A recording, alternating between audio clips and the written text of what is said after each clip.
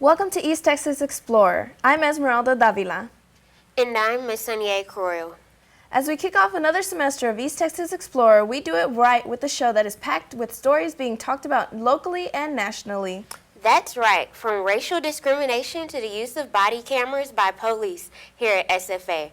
Our reporters are covering it all. But that's not all hard news. We will also find out what's going around NAC now that spring has officially started. It should be a great show. East Texas Explorer starts now.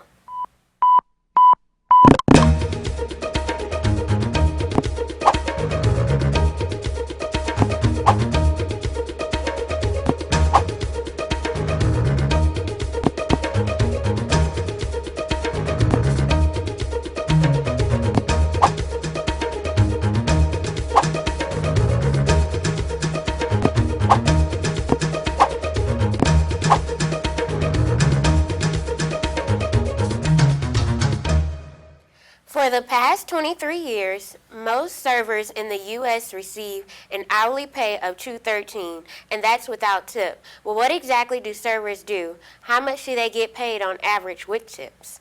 And why do they do what they do? I caught up with a couple of servers and managers to see what they think.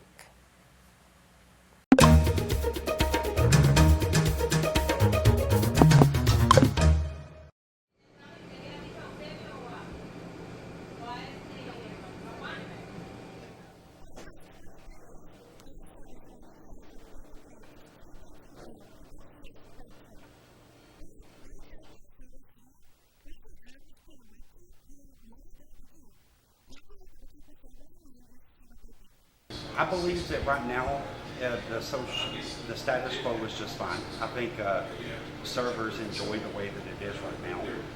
I don't think it's fair how we came about the $2.13 an hour. I don't also think it's fair that when they got it put in the minimum wage with Herman McCain, exactly how they did it and how they approached it. I also believe that people would be better off keeping it the way it is. I most certainly think that people do need to tip, they need to pay for the service that they're given. If you did pay servers a living wage, people would be very upset with the prices on the menu because prices would go up considerably. The profit margins in restaurants are very, very slim.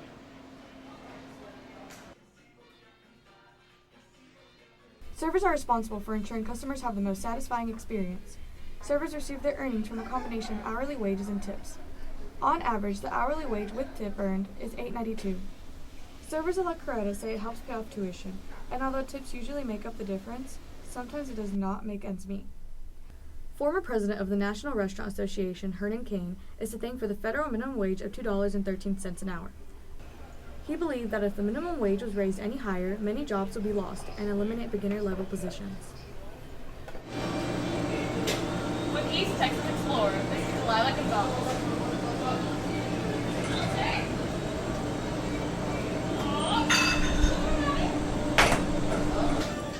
SFA is more than just a college campus. It contains a lot of historical figures that not many people are aware of. The Storm Fort is one of those major historical figures. Here's Iris Rios with more.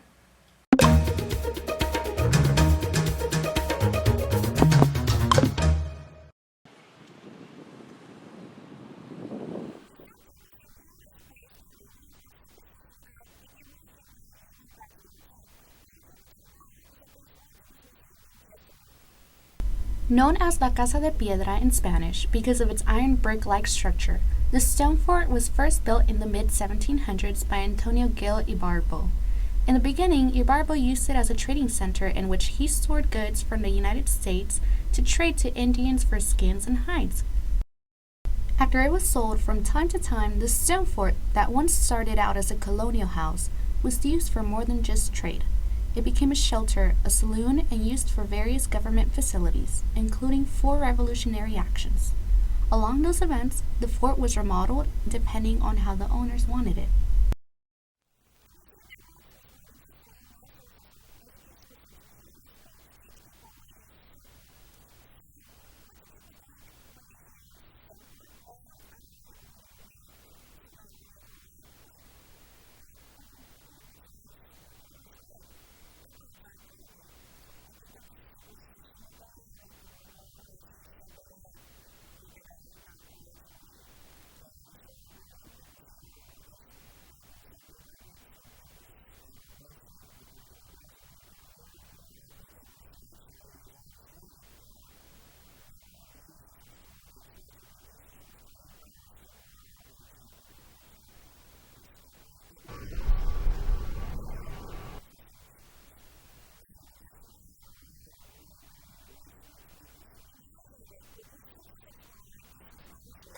SFA offers many outdoor activities and clubs.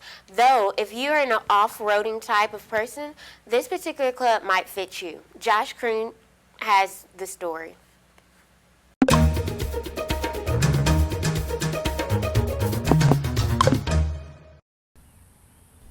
SFA has many outdoor activities and clubs, but there's one that will appeal to the off-roading fanatics. The East Texas Jeep Club is a non-organization here at SFA, but is great for the off-roading type of person. The Jeep Club is a group of members that have the off-road capable vehicles to go out and have adventures. I got in touch with one of their members, John William Baker, and asked him why the Jeep Club is so fun.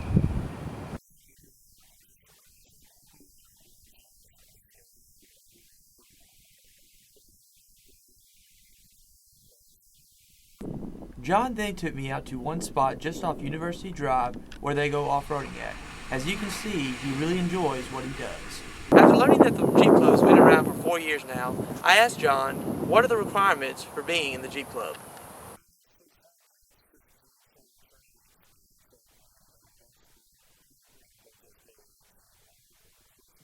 I asked John, how does one get involved?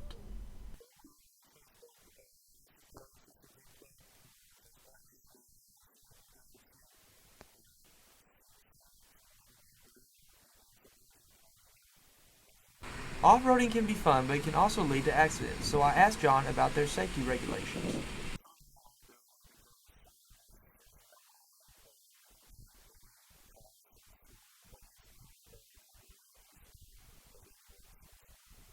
So if you're interested in joining the Jeep Club, or just like to go off-roading, please contact their president, Randy Gill, or go to their Facebook page where you can get his contact info and other members' info. This is Josh Green for East Texas Explorer. When we return, we'll find out if SFA has been experiencing the same racism from Greeks that University of Oklahoma has experienced. We will also learn about how the University Police Department has taken the issue of body cameras into their own hands. Stay with us. East Texas Explorer will be right back. Welcome back to East Texas Explorer. The next time you find yourself at the grocery store, you're going to want to pay attention to those labels.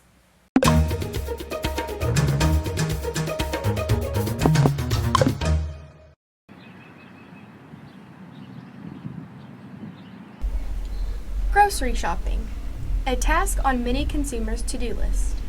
But misleading labels can make this task quite difficult. The FDA actually doesn't have a true definition for the term all natural, which is labeled on multiple products you'll find at the grocery store. If you find yourself having a hard time understanding nutrition labels, you're not alone. According to a Nielsen survey, nearly 59% of consumers are confused by the mix-up between the farmers and the food industry standards.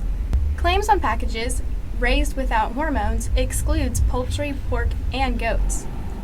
The USDA has even said, quote, no significant difference has been shown between growth hormone treated and non-growth hormone treated cows. Labels on eggs that say organic means if they're not raised on a farm, the chicken beaks will actually be sliced off to prevent the chickens from plucking each other because they're in such a condensed space. I spoke with Weta Scholes, who not only raises and sells her very own chickens and eggs, but has successfully hatched peacocks from chicken hens. So I hatched all the eggs under one of those blonde chickens. Look at you. Yes.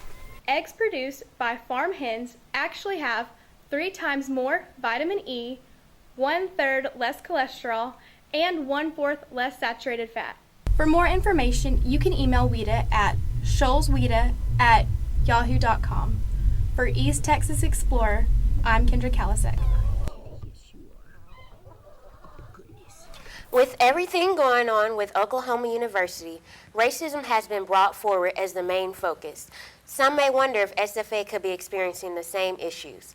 Here's my investigation with more.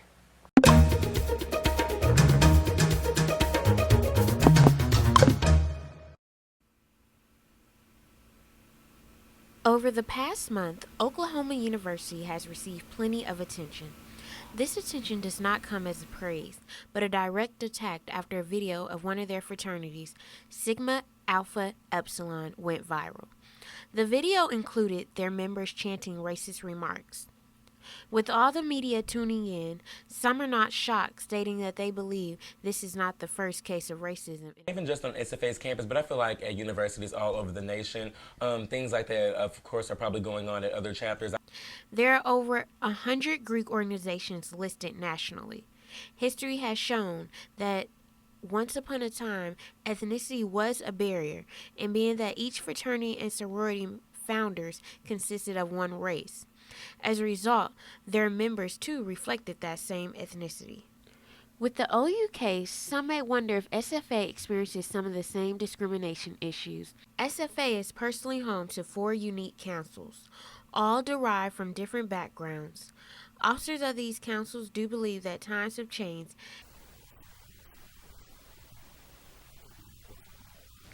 Even though discrimination will always be an issue of today's society, SFA is slowly finding a resolution for the cure. I'm Ms. Sanye Crow, reporting for East Texas Explorer.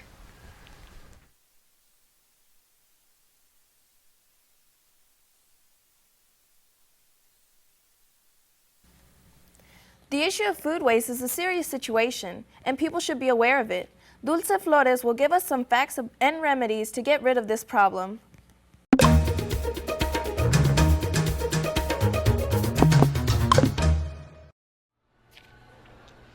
In the United States, about 40% of food is never eaten.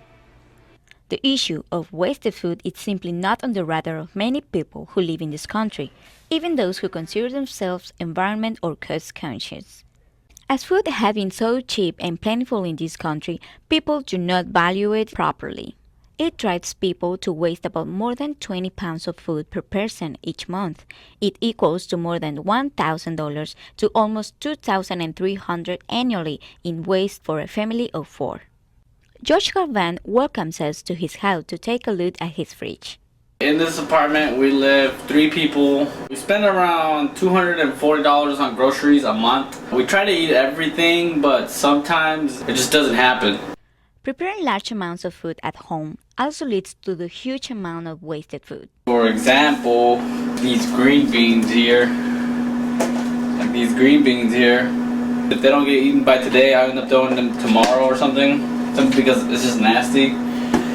Other things as well, like as milk. If we don't eat milk or drink milk, then we end up throwing it away too because it ends up going rotten or it expires. At restaurants, portion sizes are 2 to 8 times larger than USDA standard serving sizes. At buffets, lots of food goes to waste because people serve themselves more food than they can eat, and people in the kitchen prepare more food than it would be eaten. Remedies to control more this issue are having a wiser shopping, education on food quality and expiration, better use of freezing to preserve food before spoilage, preparation of smaller portions in homes, and serving just the amount of food that will be eaten at buffets. For East Texas Explorer, Dulce Flores.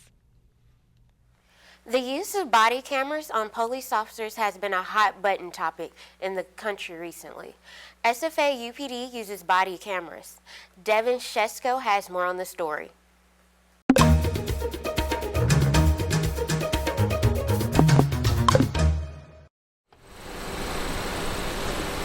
Since the 2014 deaths of Michael Brown and Eric Garner at the hands of police officers, there has been an outcry for more accountability when it comes to police officers applying force to subdue suspects. Body cameras are seen by many as a means of assuring police act within the confines of the law when encountering a suspect. The Stephen F. Austin State University Police Department are ahead of the curve. SFA UPD began using body cams in 2007, and it has allowed bike officers to record interactions.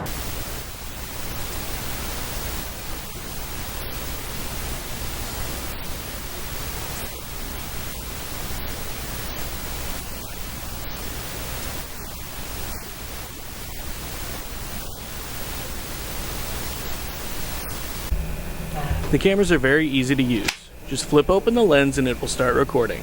There is a handy clip on the back to where you can clip it to a vest or a shirt with ease. When you're finished recording, just flip the camera up and it is all done. The cameras cost about $1,000, which sounds like a hefty price tag, but students at SFA are glad UPD have the body cams. Yeah, I'd rather spend $1,000 on a good camera than having to keep on replacing older cameras. But I think it's a pretty cool idea. I mean, you know, they record you, you know, doing what you're doing, you know, whenever they charge you for doing something wrong. And it gives, you know, solid evidence, you know, in case you want to dispute the fact. SFA UPD has enough cameras for all officers on duty and are instructed to record every encounter they are involved with. Admittedly, not all departments can afford body cams for all officers on duty, but many departments are testing the effectiveness of body cams in the field throughout the United States. This has been Devin Chesko reporting for East Texas Explorer.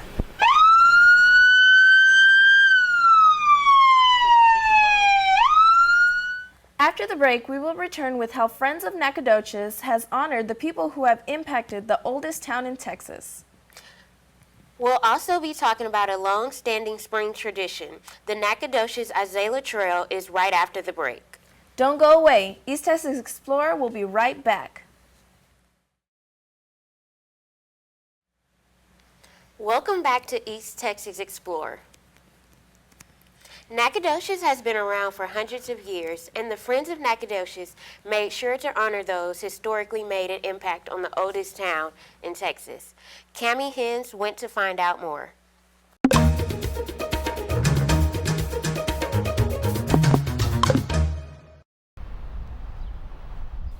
The city of Nacogdoches is full of history that dates back to 1779. Many civilians are aware of the historical events that took place in the town, but the Friends of Historic Nacogdoches went a step further to make sure that the important historical figures were honored properly. These statues were placed to commemorate important individuals who helped develop the state of Texas, such as the country doctor who helped bring medicine into Nacogdoches. The purpose of the statue trail is to help preserve Nacogdoches history as well as promote tourism. It gives tourists a chance to read about the specific people who brought Nacogdoches to life. These influential people include Antonio Gil Barbo, a militia captain who built the stone fort, Carl Wilson Baker, a professor at SFA who wrote the school song, and Diedrich Rolfs, an architect who designed many of the historic homes around Nacogdoches. Every year, visitors walk these trails and not only learn about the history of Nacogdoches, but the history of Texas as well. The trail includes a statue of Sam Houston and Chief Bowles signing the treaty that gave the land rights to the Native Americans living in East Texas. This statue is also located near the 9 flags that Nacogdoches flew under, 3 more flags than the state of Texas. The Trail of Statues is one of the many historical sites that the Friends of Historic Nacogdoches hope to help others learn about the oldest town in Texas.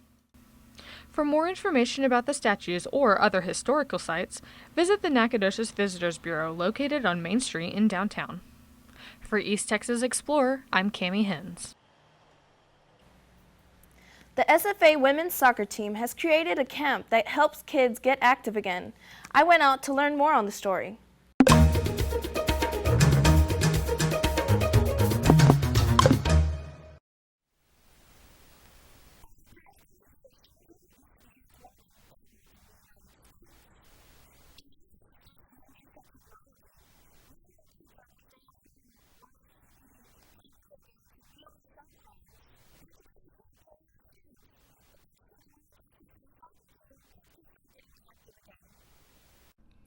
For the second year in a row, they are hosting the Spring Little Kickers program. This was created to introduce kids to a new sport and to get them out of the house. They learn the building blocks of soccer. In each of the practices, kids will learn everything from dribbling the ball to making a goal, but most of all to have fun. They aren't trying to make them experts, but they want them to get a good feel of how the game will actually be. Organizations like this can help kids lower their risk of early diabetes and cholesterol problems. A person's body mass index should be between 18 and 24 to have a healthy lifestyle, and kids these days are passing that number. Can you jump and switch feet? Jump and switch feet. People shouldn't wait until they are overweight to change. Start now. Even 30 minutes a day will keep you active. For the Little Kickers program, you can sign your kids up at www.soccercampsfa.com and look for the Little Kickers program. My name's Esmeralda Davila with East Texas Explorers. Spring has arrived here in Nacogdoches, and with it comes many traditions that celebrate the city's heritage. One of those traditions is the Azalea Trail. Here's Colton Webb with more.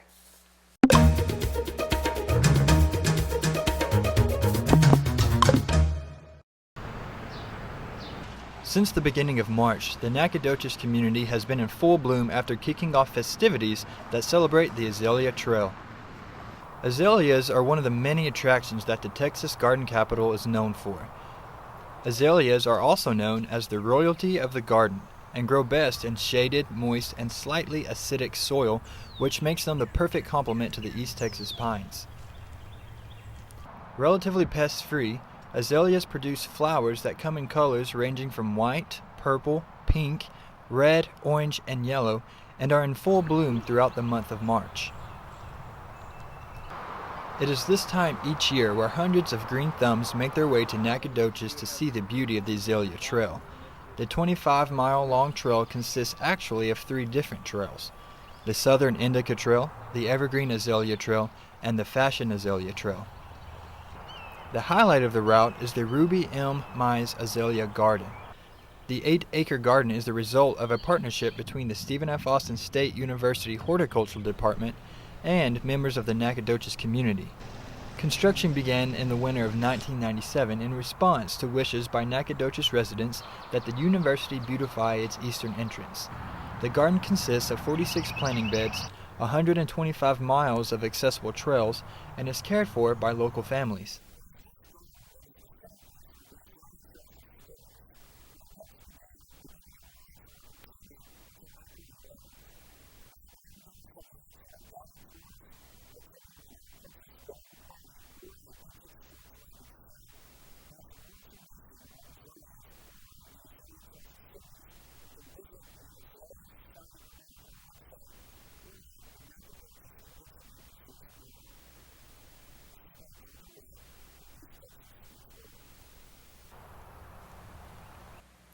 Thanks for watching. We'll be back next time with more stories from SFA and around Nacogdoches. Until then, you can find more at East Texas Explorer and other Jack TV shows on our YouTube channel at Jack TV SFA. Check out our programs, learn more about Jack TV, and leave your feedback. Have a great week, and we'll see you next time for another episode of East Texas Explorer.